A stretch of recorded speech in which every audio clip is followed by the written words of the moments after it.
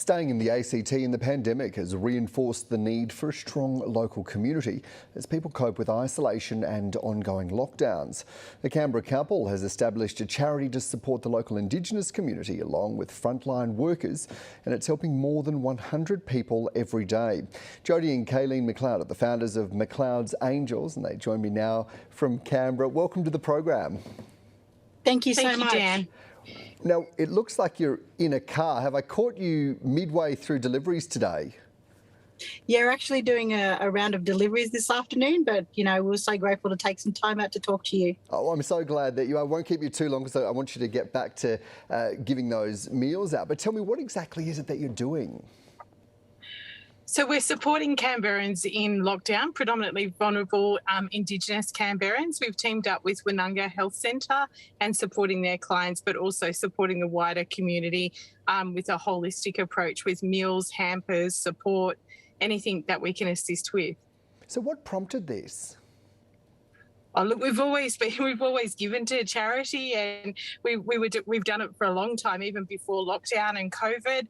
That's the way we were both raised. It was to give back to our community, and since the lockdown, it's just really ramped up. We've gone from sort of distributing 50 meals a week to upwards of 120 a night.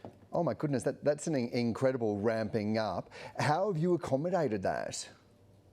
So we've been so lucky to have some businesses come on board and provide assistance, be it with essentials, food. So we then, in turn, use those supplies to prepare hampers and care packages. We're also lucky to be given hot food to be able to provide as well. So we're very grateful for the support.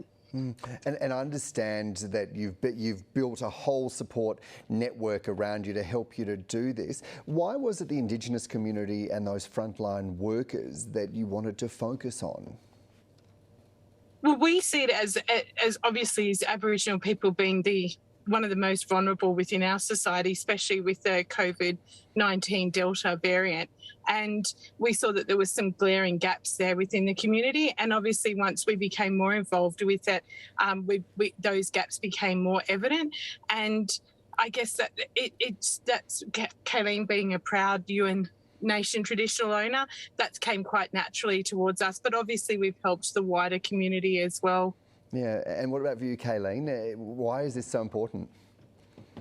Oh, being a First Nations person makes it very important. I want to be able to support my community and my people, and Jodie and I are both very passionate about supporting First Nations communities. So it was a very easy decision for both of us. Yeah, and can I just say, our ultimate dream, our ultimate goal is for everybody to go to bed at night knowing that somebody cares about them. That's a pretty empowering, powerful message there.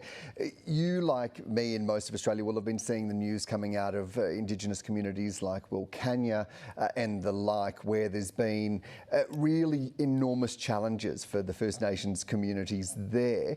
I wonder what your perspective is of what needs to be the answer more broadly than just Canberra, of how to bring Aboriginal and Torres Strait Islander people into the conversation about these big changes that we're seeing.